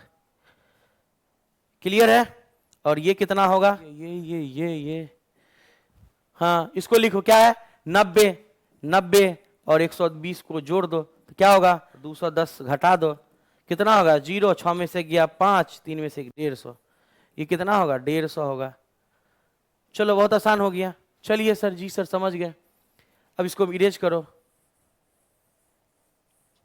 अब देखो 150 हो गया, अब करो तो क्या करोगे, जो दिया है 30 डिवाइडेड बाय साइन के साथ वो एंगल जो 30 नहीं बना रहा है, 90 और 20 बना रहा है, 150 बट्टा W निकालना है, W जो एंगल नहीं बना रहा है, 150 90 120 साइन 120 डिग्री, तो निकाल लो। तो 30 divided by sine 90 plus 60 W divided by sine 90 plus 30। Clear है, क्लियर है ना, जी सर। वही ना कह रहा, the tension in the string cord is 30 newton, ये दिया हुआ the weight for the weight, और OA में भी पूछ रहा है, मतलब 2 फोर्स पूछ रहा है। तो पहले हमको W निकल जाएगा, फिर इसके साथ इक्वेट कर देना। तो यहां से तुम W निकाल लोगे, W का वैल्यू निकाल के कमेंट करोगे आंसर। अब हम इक्वेट करेंगे, ये टेंशन इसको मान लेते हैं हम लोग T मान लेते हैं, तो T बट्टा साइन के साथ जो एंगल वो नहीं बना रहा है, ये बना रहा है 90 नहीं बना रहा है, और जो दिया हुआ है 30 और इसके साथ साइन के साथ जो एंगल वो नहीं बना रहा है, तो 90 120 150 इक्वेट कर लोगे, सॉल्व करके कमेंट करोगे आंसर। ठीक है ना, जी सर बहुत आसान है, बहुत आसान है। चलिए नेक्स्ट क्वेश्चन, ये क्वेश्चन आप लोगों को मिला होगा कहीं ना कहीं, आप लोग अगर सॉल्व किए होंगे, अगर बढ़िया से पढ़े होंगे चैप्टर को, तो फिर ये क्वेश्चन आपको कहीं ना कहीं देखने को मिला होगा। देखो क्वेश्चन सिंपल बात है, कह रहा है AB एक है, एक BC और एक BF, देखो 3 को होगा। AB स्ट्रेच, इसको धीरे धीरे खींचा है फोर्स लगा के 10 न्यूटन से, मतलब AB को खींच रहे हैं कितने से, 10 न्यूटन से खींच रहे हैं। तो टेंशन इन द BC में टेंशन चाहिए T1 और इधर T2 ये चाहिए। ठीक है सर, 120 हो गया, तो ये भी एंगल 120 होगा, तब तो 360 पूरेगा। जी सर, अब निकाल लो, जो दिया है 10 अपॉन सब 120 है, तो साइन 120 लिखो, अपॉन पहले T1 निकाल लो, तो T1 बट्टा साइन 120 लिखो, कट गया, T1 बराबर 10। अब T2 निकालना है, क्या निकालना है, T2 निकालना है, तो पहले जो फोर्स दिया है 10 अपॉन साइन 120, T2 निकालना है, सब 120 है, 120 कट गया, यहां से T2 बराबर भी आएगा 10, तो 10 और 10 10 और 10। क्लियर है, इतना सारा सवाल दिमाग लगाना है, आंसर देख रहे हो, तो बच्चों संघर्ष करो, ठीक है ना, संघर्ष के मैदान को कभी छोड़ के मत भागो। इसमें तुमको देखने में कुछ और लगेगा, लेकिन असलियत में उसका कुछ और महत्व है। देखने में वो तुमको लगेगा बहुत टिपिकल है, क्रिटिकल है। जब हम लोग चैप्टर पढ़ेंगे 12th में, तो पता है 12th में क्वेश्चन, 12th का जो न्यूमेरिकल्स होता है थोड़ा सा कॉम्प्लिकेटेड होता है, 11th का तो है कॉम्प्लिकेटेड, लेकिन 12th में जो कुछ चैप्टर्स हैं, इलेक्ट्रोस्टैटिक्स हैं, जैसे कि ऐसा सवाल आता है कि जो बच्चा छोड़ के चला जाता है, तो हम उसमें बताएंगे आपको तरीका कि कितना शॉर्टेस्ट मेथड से आप लोग सॉल्व कर लीजिएगा सवाल। मैग्नेटिज्म है, देखने में लगेगा बहुत बड़ा बड़ा क्वेश्चन है, लेकिन उसका आंसर बहुत बिंदु सा है, बहुत छोटा सा आंसर मिलेगा। ठीक है ना, समझ में आ गया ना? चलिए, तो याद रखना ये सब कहानी। चलिए अब आते हैं न्यूटन सेकेंड लॉ। पढ़ेंगे ये न्यूटन का सेकेंड लॉ फोर्स के बारे में बताया। क्या बताया? फोर्स के बारे में बताया। क्लियर है ना? न्यूटन्स का सेकेंड लॉ क्या बताया? फोर्स के बारे में। देख रहे हो कि हैवियर बॉडी है, इसमें ज्यादा फोर्स लगेगा, बहुत लाइटर बॉडी है, इसमें कम फोर्स लगेगा। तो हैवियर बॉडी में मतलब मास ज्यादा, फोर्स ज्यादा लगेगा कि नहीं लगेगा यार? मास अगर होगा किसी का ज्यादा होगा, इस केस में उसमें फोर्स भी ज्यादा लगाना होगा, फोर्स भी ज्यादा होगा, मतलब मास ज्यादा है, मतलब हैवियर बॉडी है। क्या है? वो बॉडी हैवियर है, हैवियर बॉडी में फोर्स ज्यादा लगेगा। लाइटर बॉडी है, फोर्स क्या होगा? फोर्स अगर कम लगाना पड़ रहा है मतलब वो लाइटर, मतलब वो क्या है? मतलब वो लाइटर बॉडी है। क्लियर है ना? हौला बॉडी है, फोर्स कम, तो ज्यादा मास, फोर्स ज्यादा लगाना होगा। चलिए यहीं पे हम लोग डिपेंड करते हैं फोर्स के बारे में। जब चर्चा किए हैं तो फिर हम न्यूटन के सेकंड लॉ को भी देख लेते हैं। देखो क्या कहता है न्यूटन के सेकंड लॉ के अकॉर्डिंग अब फोर्स लगना शुरू होगा, एक्सटर्नल फोर्स आ जाएगा। गौर करना क्या कहता है second law.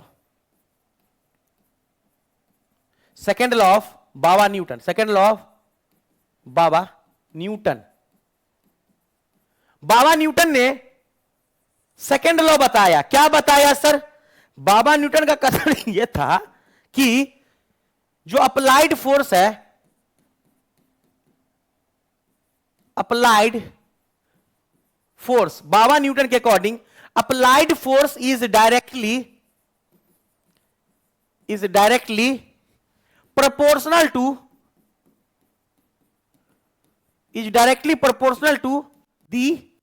proportional to the rate of change in momentum, is directly proportional to rate of change in momentum। मतलब फोर्स अप्लाई करेंगे, मोमेंटम में चेंज आएगा जी सर आएगा। मतलब ये कि F directly proportional to dp by dt small change, या F directly proportional to delta P by delta T large change. अब यहां से हम लोग लिख सकते हैं F बराबर K dp by dt। Clear ना? जी सर, यहां से लिख सकते हैं F बराबर K delta P by delta T। नहीं सर, K कहां से आ गया? K तो नहीं देखे हैं बुक में। अरे कोई बात नहीं, हम लोग न्यूटन बाबा ने K का मान मान लो 1 रखा, तो 1 रखा तो फोर्स का वैल्यू आ गया dp बाई dt। अरे बाबा न्यूटन बहुत तेज है। या delta P by delta T force के बराबर। क्लियर है ना? तो इसमें करना होगा डिफरेंशिएशन, स्मॉल चेंज है, इंस्टेंटेनियस चेंज है, इसमें करना होगा डिफरेंशिएशन। क्लियर है? अरे बउआ बोलो क्लियर है? मतलब सर F बराबर होता है dp बाय dt। इसका 2 केस आता है। अगर मान लो मास हमारा कांस्टेंट है, अगर मास कांस्टेंट है, और इस केस में अगर मास है वेरिएबल। एक बात बताओ, मास इस केस में अगर मान लो कांस्टेंट है और वेलोसिटी है वेरिएबल, और मास इस केस में वेरिएबल है लेकिन वेलोसिटी है कांस्टेंट, तो देखो 2 केस है। मान लो F बराबर क्या पर है dp बाई dt, तो F बराबर लिख d, p के जगह mv बाई dt। अब देखना गौर से, मास mv, यूवी मेथड पढ़े हो डिफरेंशिएशन का? UV method differentiation basic math में पढ़ाया जाता है। यूवी मेथड क्या होता है? अगर u का डिफरेंशिएशन करना है तो v को बाहर करो, du by dt, D term T के टर्म में, प्लस v का करना है तो u को बाहर करो, dv बाई dt।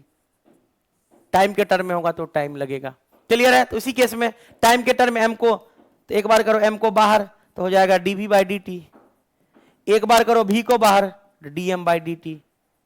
तो ये हमारा मेन फोर्स का फॉर्मूला आता है। फोर्स का ये फॉर्मूला मेन आता है। ये है न्यूटन का सेकंड लॉ, ये है न्यूटन का सेकंड लॉ, यही है न्यूटन का सेकंड लॉ। अब इस केस में अगर मान लो मास कांस्टेंट होगा तो इसका डिफरेंशिएशन हो जाएगा 0। तो यहां से F का जो फॉर्मूला आएगा ये आएगा m dv by dt। Clear है? और dv बाई dt को हम लोग क्या बोलते हैं? dv बाई dt मतलब change in velocity upon time, ये होता है एक्सेलरेशन। तो यहां से हम लोग लिख सकते हैं F बराबर ma। F बराबर ma, हर जगह वैलिड नहीं होगा, नॉट वैलिड फॉर ऑल जगह, हर जगह वैलिड नहीं होगा। रट लेते हो कि न्यूटन का सेकंड लॉ बराबर है में, अरे यार है नहीं, वो है तो ये न्यूटन का सेकंड लॉ तो ये है, ये तो निकाला गया है जब मास कांस्टेंट होगा तो F बराबर में 9 तक तुम रट लिए हो, तुमको पता है कि F बराबर में न्यूटन का सेकंड लॉ है, लेकिन अब नहीं रटना है। जब नीट या जेई का तैयारी कर रहे हो तुमको पता होना चाहिए F बराबर ma जो है कब होता है, जब मास कांस्टेंट होगा। क्लियर है? रटना नहीं है। जब डिफरेंशिएशन तुम जान लिए हो, जब डिफरेंशिएशन तुम सीख लिए हो, तब तुम ये नहीं रटोगे, ये नहीं रटोगे। अब देखो, जब मास वेरिएबल F बराबर, यही से मास अगर मान लो तो होता है m dv by dt plus v dm by dt। अब देखो यहां पे इस केस में वेलोसिटी, मास वेरिएबल है, वेलोसिटी कांस्टेंट है, तो वेलोसिटी का डिफरेंस 0, तो F बराबर आ जाएगा v dm बाई dt। तो यहां पे ये फॉर्मूला यूज होगा। क्लियर है? याद रखोगे ना, ये कहां पे यूज होगा और ये कहां पे यूज होगा, याद रखना। ये तब यूज करेंगे जब रॉकेट का केस पढ़ेंगे, जब हम लोग रॉकेट पढ़ेंगे, जब रॉकेट का केस पढ़ेंगे वहां पे ये यूज होगा, यही फोर्स यूज होगा वहां पे रॉकेट के केस में। जैसे वाटर पढ़ेंगे, कहीं कहीं पे वाटर की एनर्जी पावर में वाटर का केस होता है, वाटर किसी पाइप से निकलता है, तो वाटर फ्लो के केस में, वाटर फ्लो के केस में, क्लियर है ना? तो रॉकेट के केस में, वाटर फ्लो के केस में हम लोग देखेंगे। समझ रहे ना बात को? चलिए सर, हम लोग समझ गए, तो इसका मतलब हम लोग समझ गए, न्यूटन बाबा का कथन समझ गए। अब जब हम लोग नाइन्थ में थे, जब हमको डिफरेंशिएशन नहीं पता था, जब मेरे को डिफरेंशिएशन नहीं पता था, तो मेरे को सब दिमाग लगा रहा था, बोला था F बराबर होता है delta P by delta T, यही होता है। अब यहां से तुम लिखोगे F बराबर डेल्टा पी को लिखोगे क्या, बोलो, डेल्टा पी को लिखोगे mass into velocity by delta T. Mass constant है तो मास को बाहर करो, डेल्टा भी बाय डेल्टा टी। अब यहां से प्रूफ कर लेते थे, change in velocity upon time acceleration होता है, यहां से F बराबर पढ़ते थे ma। लेकिन अब नहीं डायरेक्ट करना, अब देखना है मेरे को कि ये आया कहां से एग्जैक्ट में, तो इसीलिए डिफरेंशिएशन हम लोग सीख चुके हैं। अब हम लोग ड्रॉपर स्टूडेंट हैं, जेई के लिए तैयार कर रहे हैं, तो अब हम लोग को कोई बेसिक चीज पता होना चाहिए। क्लियर है ना? चलिए, तो याद रखोगे ना? जी सर याद रखेंगे। सेकंड लॉ समझ गए ना? फोर्स लगेगा ना? बिल्कुल लगेगा सर, अब लगेगा फोर्स। अब गौर करना, यहां पे कुछ क्वेश्चंस ब्लॉक वाला आएगा, जैसे कि यहां हम एग्जांपल देखते हैं। क्लियर है? चलिए, कुछ एग्जांपल्स ब्लॉक्स वाला देता है, एग्जांपल देखते हैं। मान लो कि ऐसा सवाल दिया है, ऐसा सवाल दिया, मान लो ये हमारा है 2 kg का ब्लॉक, फिर इसके बाद है ये 5 kg का ब्लॉक, और ये है 10 kg का ब्लॉक। अब यहां पे फोर्स जो अप्लाई हो रहा है, ये फोर्स लग रहा है F बराबर 50 न्यूटन का फोर्स, और ये ग्राउंड है। अब तुमसे पूछा क्या जाएगा, फाइंड नॉर्मल फोर्स। क्या पूछा जाएगा? Find normal force. A number में 2 kg एंड 5 kg के बीच, बी नंबर में 5 kg एंड 10 kg के बीच, ऐसा सवाल आएगा। देखो तो गौर करना, मान लेते हैं कि इसके बीच N1 लग रहा है और इसके बीच N2 लग रहा है, तो इसको N1 निकालना है और यहां पे N2 निकालना है। तो कैसे निकालोगे? तो इजीएस्ट मेथड दिखाते हैं तुमको, सबसे इजीएस्ट मेथड तुमको आज हम दिखाते हैं कि इजीएस्ट मेथड क्या हो सकता है। कूल मेथड, इसका easiest method, easiest method, cool method, cool method याद रखना, ये मेरा मेथड है। कूल मेथड क्या होता है सर, कहीं हमको भी समझाइए। अरे समझा रहे हैं रे, रुको ना रे।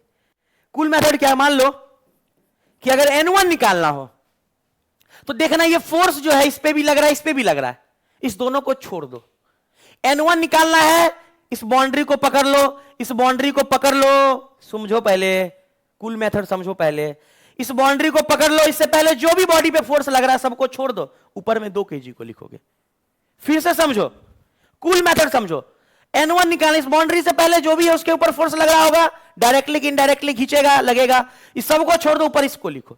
नीचे में टोटल मास 10 और 5 15 और 2 17, और गुना कर दो इस फोर्स से, ये N1 निकल के आ जाएगा।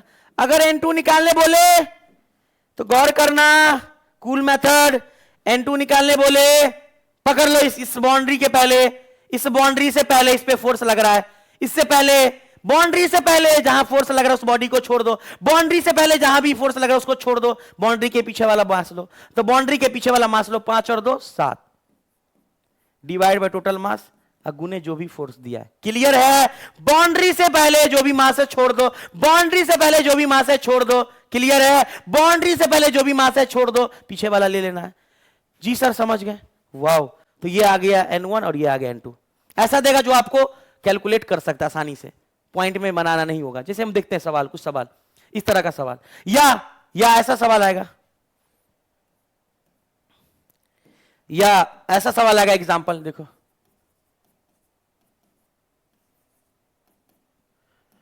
ऐसा सवाल आएगा, देखो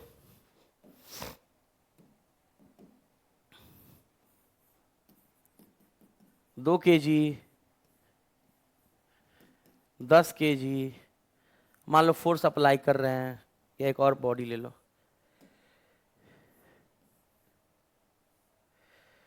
15 kg, इसको पकड़ के खींच रहे हैं F बराबर 50 न्यूटन से। अब देखो कूल मेथड सिखा रहे हैं, कूल मेथड, कोई एफबीडी का कोई झोल नहीं करना है। तो मान लो इसके बीच T1 लग रहा है, इसके बीच T2 लग रहा है, तो कहेगा एग्जांपल में फाइंड T1 एंड T2, या बोलेगा 2 kg और 10 kg के बीच कितना टेंशन लग रहा है, या 10 kg और 15 kg के बीच। तो सबसे पहले कूल मेथड जानते हैं, T1 निकालना है, T1 निकालना है, जी सर निकालना है। इससे पहले जो भी बॉडी है सबको छोड़ दो। अरे वाह, तो ऊपर हो जाएगा 2, नीचे हो जाएगा टोटल मास 10 और 15 25 गुने 50। क्लियर है? जी सर क्लियर है। T2 निकालना है, T2 से पहले जो भी मास है छोड़ दो, 10 और 2 2 12 kg और नीचे टोटल 25 kg गुने 50। तो ये T2 निकल गया और ये हमारा T1 निकल गया। क्लियर है? टेंशन भी सेम चीज करना है, छोड़ देना है। T1 इस दोनों के बीच, तो T1 है इस रस्सी पे, इससे पहले जो भी फोर्स लग रहा है उसको छोड़ बैठो, उसको छोड़ बैठो। इन्हें कि अब इसको भी ले लोगे, नहीं छोड़ बैठोगे, यहीं पे लग रहा है ना, इस बाउंड्री से नहीं लग रहा है, इसको छोड़ बैठो। अब देखो सवाल किस तरह का आता है एग्जाम में, क्वेश्चन किस तरह का आता है। एक बात बताओ, the formula for true force, true force मतलब सही, ट्रू फोर्स न्यूटन का F बराबर M है, ट्रू नहीं है। F बराबर M dV बाई dt, ये भी तो F बराबर M ही हो गया, नहीं है। F बराबर dm भी सही है, क्योंकि M को बाहर करोगे फिर V का डिफरेंशिएशन करोगे, फिर V को बाहर करोगे M का करोगे, तो यही तो हमारा फोर्स का वैल्यू है। बाकी खुट खुट खुट सही है ना? जी सर, जब समझे में आ गया तो सवाल बनना ही है। आगे क्वेश्चन क्या है? A person is standing on an elevator. Elevator मतलब देखो लिफ्ट का, जैसे जो भी क्वेश्चन होगा, जो भी क्वेश्चन होगा सीढ़ी का, लिफ्ट का, वो सब हम लोग देखेंगे लिफ्ट के केस में। जब हम लोग लिफ्ट का केस पढ़ेंगे ना, इससे अगला क्लास, हमको उम्मीद करते हैं कि इस क्लास में तो नहीं हो पाएगा, नेक्स्ट जो हमारा पार्ट 3 आएगा एनएलएम का, उसमें हम लोग लिफ्ट का केस देखेंगे, ठीक है ना? उसमें हम लोग स्प्रिंग फोर्स वगैरह सब देखेंगे, और लास्ट ही हमारा लेक्चर होगा, वो लेक्चर हमारा कंप्लीट होगा, लास्ट होगा, सूडो फोर्स वगैरह सब देखेंगे, तो लिफ्ट के केस में देखेंगे। क्लियर है ना? इस क्वेश्चन को हम उसी टाइम पे देखेंगे। क्लियर है ना? ठीक है सर, इस क्वेश्चन को हम लोग उसी टाइम पे देखेंगे। चलिए अब देखिए, अब जो क्वेश्चन आया है हमारे सामने इस तरह का सवाल देख रहे हो, WBJE 2010 में, MPPT 2012 में, केरला PMT 2008 में सेम सवाल है। क्या सवाल है? देखते इधर ही, तुमको पता होगा कि नॉर्मली पूछ रहा होगा, नॉर्मली पूछ रहा होगा contact force, contact with each other, तो कांटेक्ट फोर्स इसके बीच का नॉर्मल निकाल सकते हो। सर इस पे डायरेक्ट फोर्स लग रहा है, इसको छोड़ दो, 5/7 5 12 गुने 6 6 दूनी 12 मतलब 2.5 कितना आएगा? 2.5। देखते ही इधर आंसर आ गया। ये सब easiest method, cool method, cool method याद रखोगे, कूल मेथड, रोहित सर का कूल मेथड, ठीक है ना? याद रखोगे ना? चलिए सर ये भी देख लेते हैं। तो किसके किसके बीच पूछ रहा है? कह रहा है force 14 applied on 4 kg 4 kg कौन सा है? 3 ब्लॉक 4 kg 2 kg, ये 4 kg है, ये 2 kg, ये 1 kg, यहां पे लग रहा है 14 न्यूटन का फोर्स। तो कह रहा है the contact force between A and B, A और बी के बीच नॉर्मल पूछ रहा है, तो ए और बी के बीच पूछ रहा है, इससे साइड वाला जो फोर्स लग रहा है उसको हटा दो, पीछे वाला दोनों ले लो, पीछे वाले का मास 2 kg और 1 kg 3 kg, टोटल मास 4 और 3 7, टोटल फोर्स है 14, 7 दूनी 14 3 दूना 6 न्यूटन आंसर जाएगा, 6 न्यूटन आंसर जाएगा। क्लियर है? याद रखोगे ना बउआ? याद रख लोगे? हेलो हेलो, चलिए, तो ये हम समझ गए, क्लियर है ना? जी सर।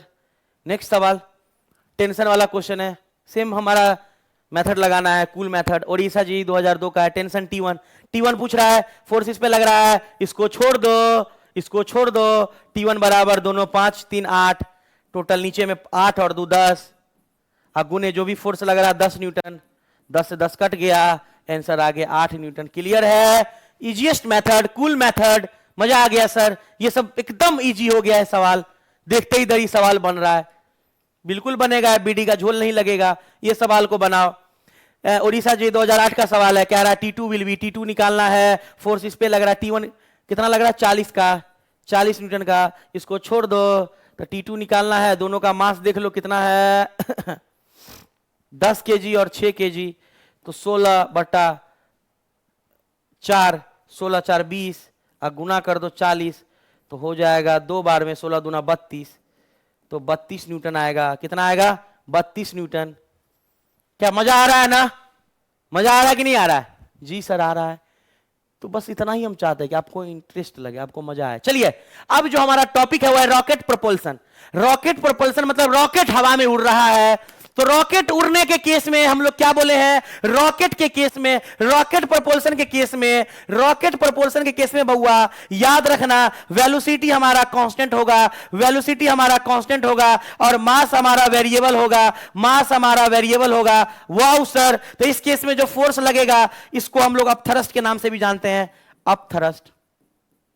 अपथरस्ट जो फोर्स होगा इसका जो वैल्यू होगा dm/dt, इस केस में जो फोर्स का वैल्यू होगा वो होगा v dm/dt। तो अब थ्रस्ट लगेगा, मान लो यहां से गैस निकल रहा है, गैस निकल रहा है नीचे, और नीचे मान लो, तो ऊपर जो उड़ेगा ये जो अब थ्रस्ट फोर्स लगेगा ये हो जाएगा, अब थ्रस्ट फोर्स जो लगेगा v dm/dt।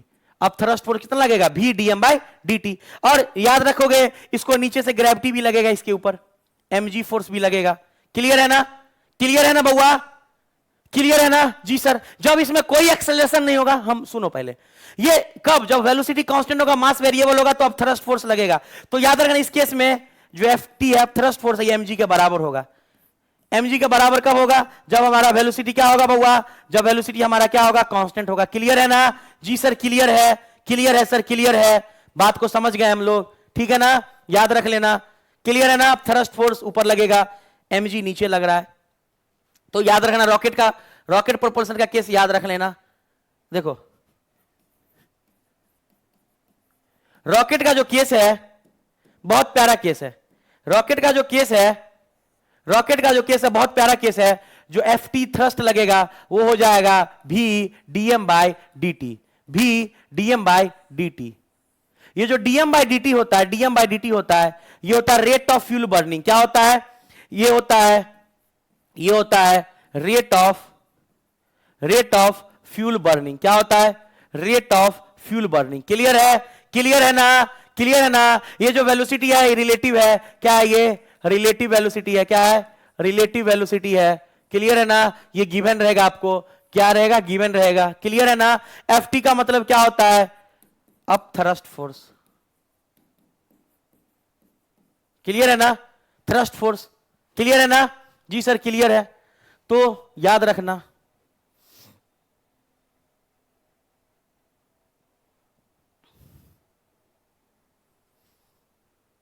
चलिए अब ये चीज हम समझ गए, रेट ऑफ फ्यूल बर्निंग। आपको सवाल पूछा जा सकता है रेट ऑफ फ्यूल बर्निंग निकालने के लिए, आपसे सवाल दे सकता है एग्जामिनर की रेट ऑफ फ्यूल बर्निंग पूछेगा, तो आप लोग निकाल सकते हैं कि नहीं निकाल सकते हैं? जी सर निकाल सकते हैं।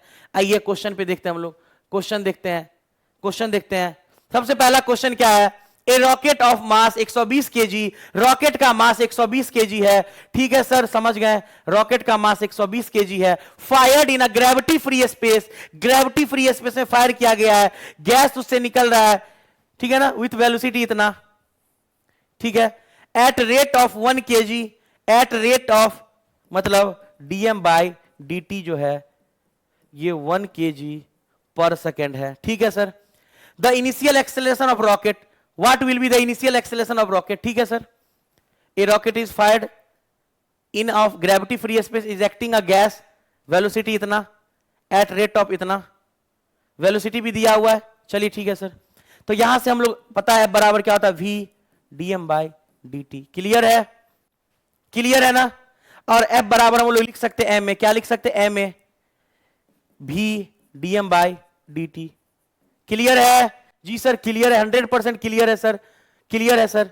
अब यहां से तुम a का वैल्यू निकाल सकते हो, यहां से तुम a का मान निकाल सकते हो। कैसे निकालोगे a का मान, कैसे निकालोगे, चलिए हम लोग आते हैं a का मान कैसे निकालोगे। हम लोग देख लिए हैं कि ma बराबर v dm बाय dt, तो यहां से a बराबर हो जाएगा v dm बाय dt गुने 1/m। अब निकालो तो देखो तो v कितना दिया हुआ है, v कितना दिया है 600, 600 मास 120, मास 120, 600 और 120, a बराबर 600 गुने 1/120। और रेट ऑफ फ्यूल बर्निंग कितना दिया है, रेट ऑफ फ्यूल बर्निंग कितना दिया 1, रेट ऑफ फ्यूल बर्निंग कितना दिया 1। चलिए सर, 0 से 0 कट गया, ठीक है सर। तो कितना आ गया, ये आ गया 60/12। अब 2 छक 12, 2 3 या 6 0, अब 3 2 जा 6, 3 10 5, कितना होगा 5।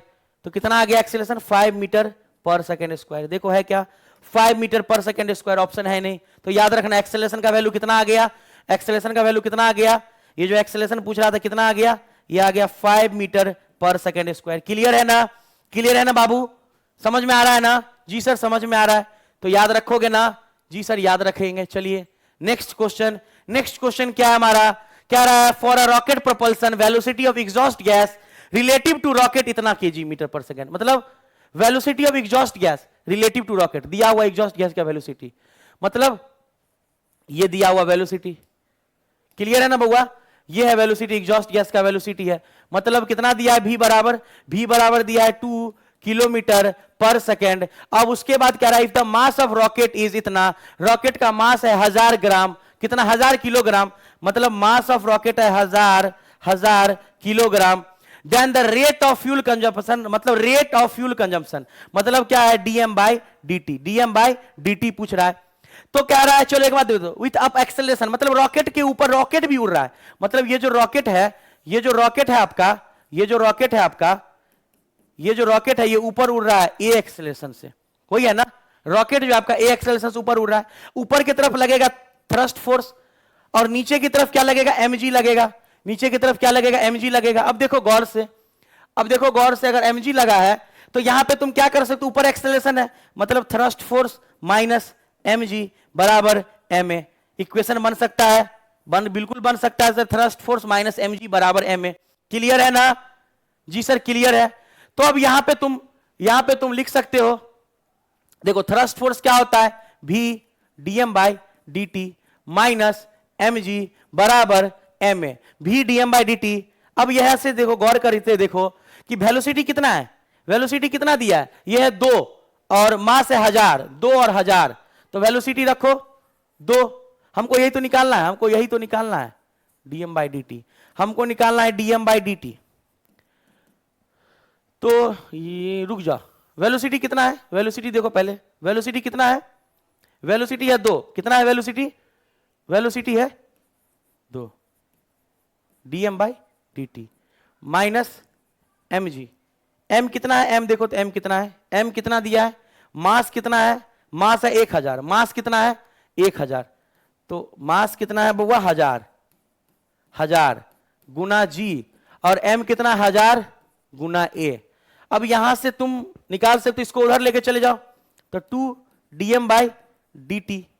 क्लियर है, जी सर क्लियर है, बराबर ये हो जाएगा 1000 a प्लस 10,000, ठीक है ना।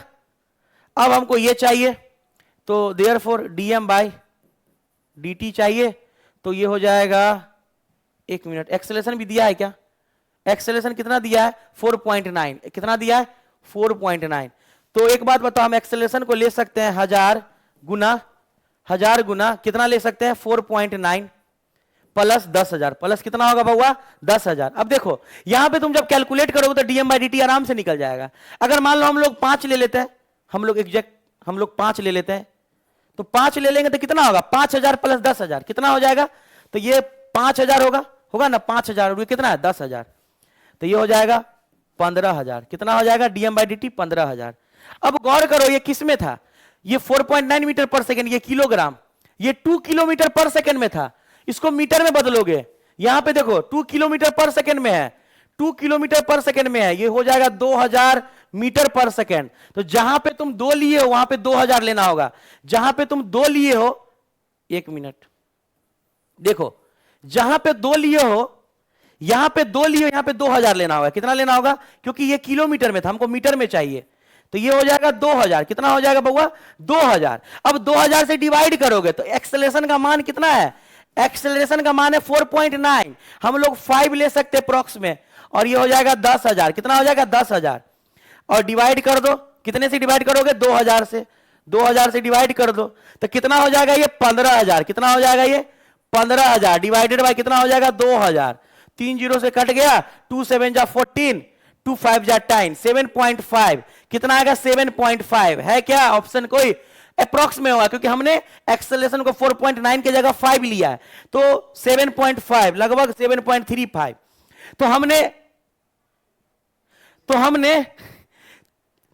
हमने एक्सेलरेशन को 4.9 की जगह 5 लिया है। कितना लिया है 5 लिया है, तो यहां पे जब 5 लेंगे तो यहां पे मेरा वैल्यू आ जाएगा 7.5। क्लियर है ना, याद रखोगे यूनिट को चेंज हमेशा करना भूलना मत, हमेशा ऐसा यूनिट में लोगे। तो वेलोसिटी हमने अभी गड़बड़ाया ना, वेलोसिटी को किलोमीटर में ले लिए थे, मीटर में हमेशा लेना है, वेलोसिटी गड़बड़ाना नहीं चाहिए मेरा, ठीक है ना, क्लियर है ना, गड़बड़ाना नहीं चाहिए। चलिए अब आते हैं नेक्स्ट क्वेश्चन पे। ये क्वेश्चन हम लोग समझ गए, जी सर समझ गए। चलिए नेक्स्ट सवाल आप देखिए क्या कह रहा है। क्वेश्चन कह रहा है the force on rocket moving with velocity इतना इज इतना, फोर्स इतना लग रहा है रॉकेट पे, मतलब एफटी का वैल्यू दे दिया है, एफटी का वैल्यू दे दिया है। क्लियर है ना, अरे बोलो ना, एफटी का वैल्यू दे दिया है। चलिए आगे देखते हैं। Then the rate of combustion, मतलब क्या पूछ रहा है, rate of combustion of fuel, मतलब क्या पूछ रहा है डीएम बाई डी पूछ रहा है। अरे वाह, मतलब एक बात बताएं आपको, एक बात बताओ, तो एफटी का मान कितना होता है, वी डीएम बाई डी होता है। जी सर इतना होता है, तो एफटी का मान दे दिया 210, भी का भी मान दे दिया क्या 300 इंटू डीएम बाई डी, आराम से निकल जाएगा। वाह कोई मजा आ गया। अब यहां से डीएम बाई डी निकालना है, डीएम बाई डी को निकालना है, तो इसको गायब कर दो, इसको मिटा देते अभी हम लोग। तो यहां पे ये निकालना है, तो ये हो जाएगा 210 डिवाइडेड बाई 300, तो 1 जीरो से 1 जीरो कट गया। अब काटो कितना होगा, 3 10 जा 30, 3 7 जा 21, तो 7/10 मतलब 0.7, 0.7 kg पर सेकेंड। तो सवाल को देखो, सवाल कहता क्या, पहले मेरे को तो सवाल को फील लेना कि सवाल में कहता क्या है, सवाल में क्या छुपा हुआ। क्योंकि नीट और जेई वाला आपसे ये नहीं चाहता कि आपको नॉलेज कितना है, वो चाहता है कि आपको अप्रोच करने आता है कि नहीं आता है, किसी भी क्वेश्चन को सही से पढ़ के उसको अप्रोच करने आता है कि नहीं आता, उसके सॉल्यूशन तक जाना है, उसके आंसर तक जाना है। उसको ये मतलब नहीं कि आपके पास नॉलेज कितना, पीएचडी तो नहीं कर रहे हैं फिजिक्स में, बस हमको थोड़ा सा तो ज्ञान लेना है, हमको तो नीट और जेई के क्वेश्चन को सॉल्व करना है। और वो आदमी जो क्वेश्चन सेटिंग करता है वो भी इसी माइंड में मेकअप करके रखता है कि बच्चा सॉल्व कर ले, 45 सवाल लगभग 1 घंटा में सॉल्व कर ले, उसी तरह का ये क्वेश्चन देता है। तो ये जब आप पढ़ोगे, जब प्रैक्टिस करोगे, ये क्वेश्चन और भी इजी हो जाएगा, बहुत इजीली बन जाएगा। क्लियर है ना, चलिए सर क्लियर है, तो ये भी हम समझ गए, ये भी क्वेश्चन हम लोग देख लिए। अब आते हैं पुल्ली ब्लॉक सिस्टम। हमारा आज का लास्ट टॉपिक है पुल्ली ब्लॉक सिस्टम। देखो बाबू, पुल्ली ब्लॉक सिस्टम को समझते हैं, पुल्ली ब्लॉक सिस्टम को समझते हैं। थोड़ा सा ब्राइटनेस रहने दोगे, ठीक है, लेते रहो। तो पुल्ली ब्लॉक सिस्टम को समझते। देखो पुल्ली ब्लॉक सिस्टम में क्या करना है, हमको सबसे पहले जो पुल्ली लेते हैं ना, जो पुल्ली है ना, ये पुल्ली होता है मूवेबल पुल्ली। कैसा होता है, मूवेबल पुल्ली। और मूवेबल पुल्ली तो मूवेबल तो होता है, इसके बाद इसका मासलेस हम लोग कंसीडर करते हैं।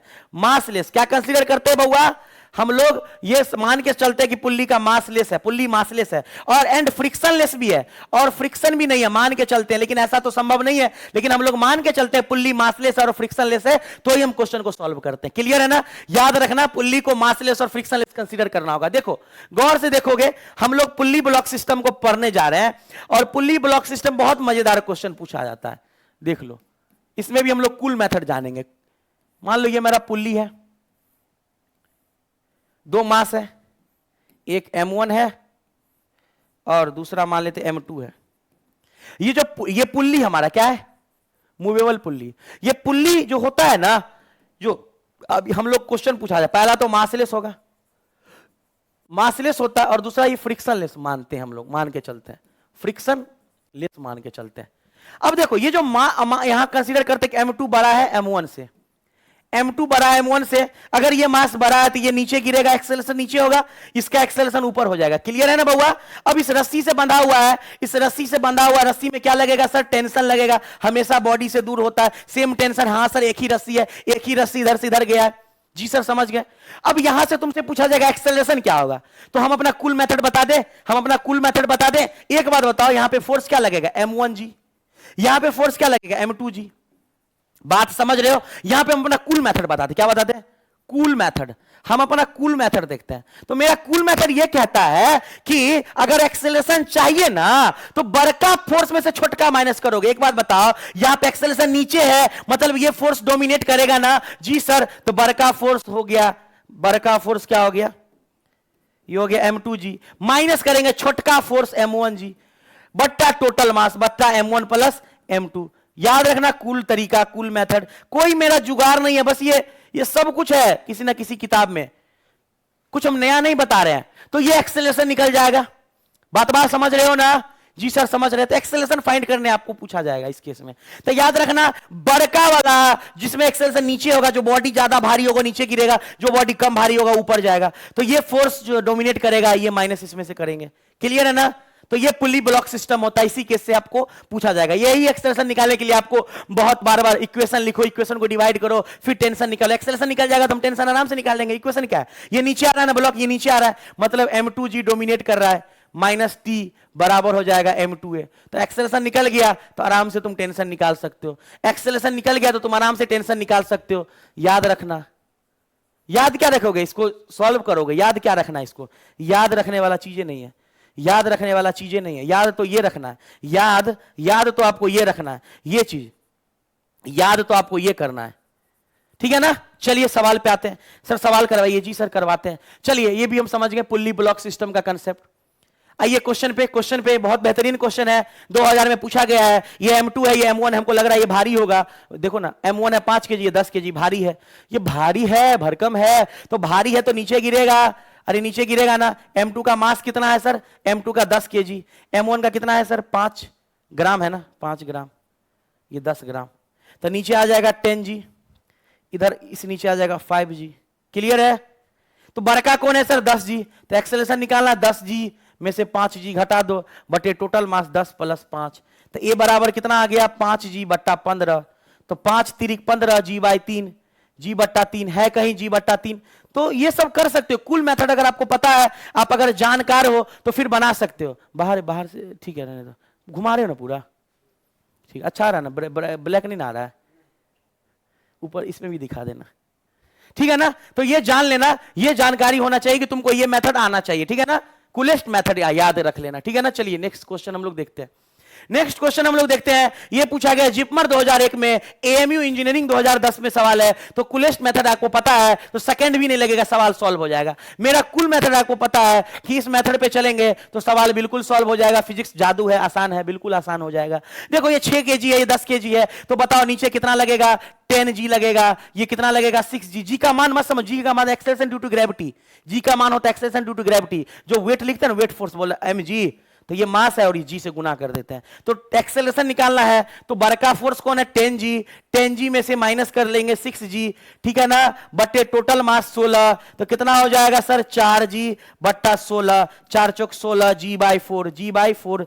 आंसर है कहीं सॉल्व करना होगा। जी का मान रख लो 10, 10 बट्टा 4 कितना हो जाएगा? 4 2 जा 8, 2.45। क्लियर है? क्लियर है ना? तो जादू है ये सब जादू है। क्या है? जादू है। जब बनाओगे तो फिर तुमको आसान लगेगा। देखो मतलब सबसे टफेस्ट एग्जाम जिपमर का होता था पहले, मेडिकल का सबसे टफेस्ट एग्जाम था।